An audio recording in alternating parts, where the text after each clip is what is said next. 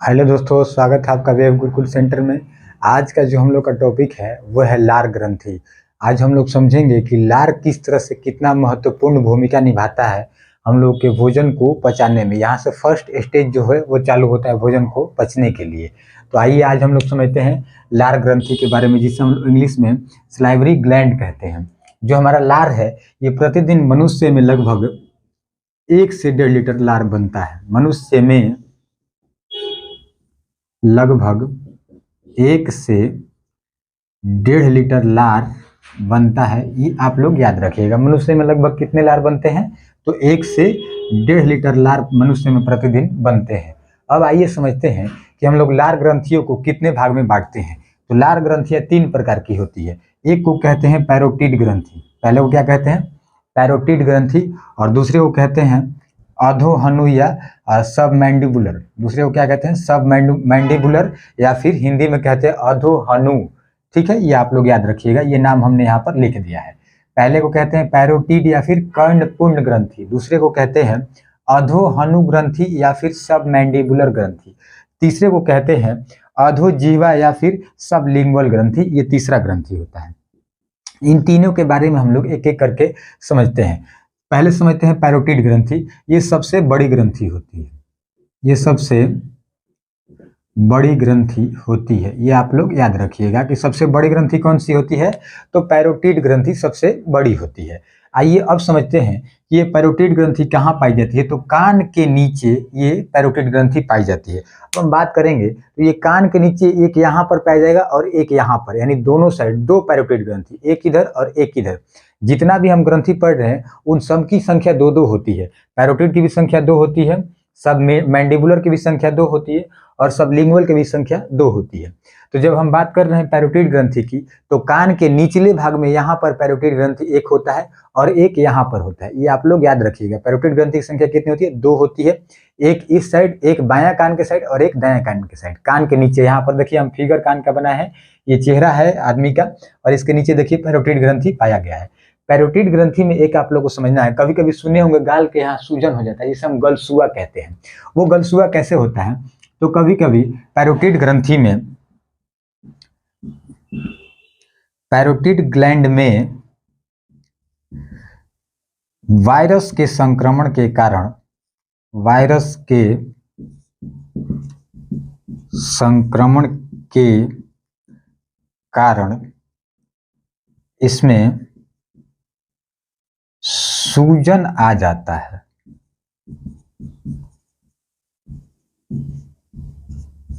जिसे गलसुआ कहते हैं। जिसे क्या कहते हैं? गलसुआ कहते हैं। किसकी बात कर रहे हैं? तो पैरोटिड ग्रंथि की बात कर रहे हैं। जब इसमें कभी वायरस के संक्रमण के कारण सूजन आ जाता है तो उसे हम गलसुआ नामक बीमारी कहते हैं। किसमें होगा? तो पैरोटिड ग्रंथि की हम बात कर रहे हैं, ये आप लोग याद रखिएगा। आगे जब हम चलेंगे, ये तो सबसे बड़ी ग्रंथि हो गई। सबसे छोटा ग्रंथि कौन सा होता है? तो ये सबलिंगुअल ग्रंथि सबसे छोटा होता है। सबसे छोटी ग्रंथि ये होता है। ठीक है, अभी पहले ये समझते हैं कि ये जो अधोहनु ग्रंथि, जिसे हम सब मैंडिबुलर कहते हैं, सब मैंडिबुलर कहाँ पाया जाता है? तो ये देखिए जबड़ों के नीचे, दोनों जबड़ों के दोनों साइड, नीचे यहाँ पर, इधर भी एक और इधर भी एक, जबड़ों के नीचे याद रखिएगा। देखिए ये जबड़ा हो गया, ये मुंह का, यहाँ पर नीचे ये भाग बनाया हुआ है, इसे हम लोग क्या कहते हैं? तो सब मैंडिबुलर कहते हैं। ये दोनों साइड, एक इधर भी और एक इधर भी, दोनों साइड ये पाया जाता है। सब ये क्या कहते हैं? इसको सब मैंडिबुलर ग्रंथि कहते हैं। ठीक है, इसका ये कहाँ से निकलता है? तो ये वाटन्स नलिका द्वारा निकलता है। ये आप लोग याद रखिएगा, ये कहाँ से निकलता है? वाटन्स नलिका द्वारा।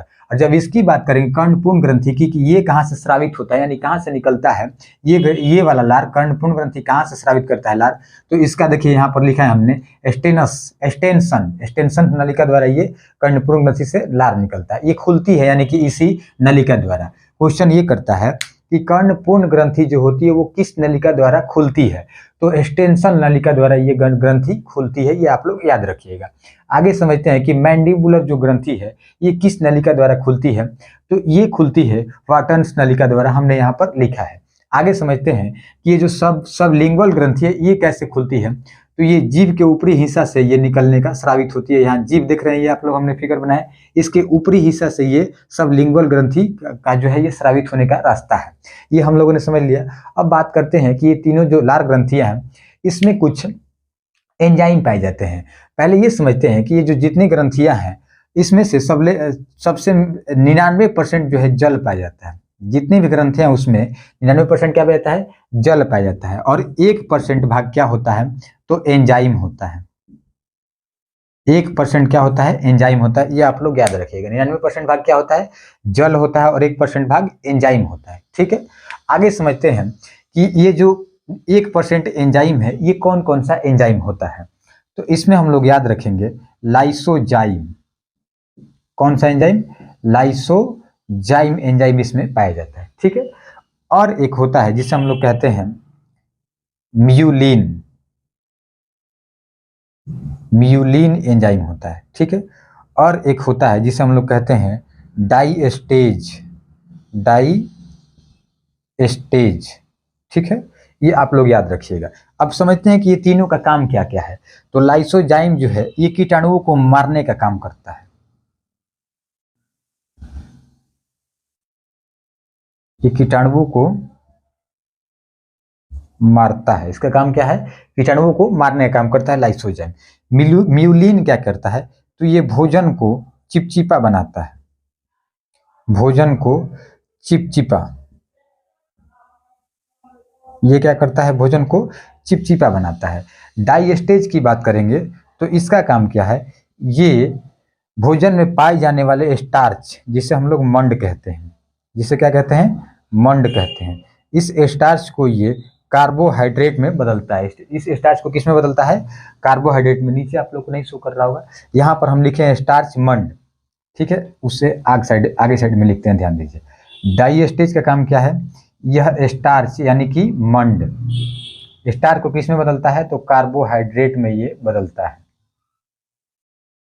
किस में बदलता है, कार्बोहाइड्रेट में। डाइजेस्टेज का समझ में आ गया क्या करना है काम। इसका काम है स्टार्च को कार्बोहाइड्रेट में बदलता है। स्टार्च को हम लोग क्या कहते हैं, तो मंड कहते हैं। म्यूलिन का काम क्या है, ये भोजन को चिपचिपा बनाता है।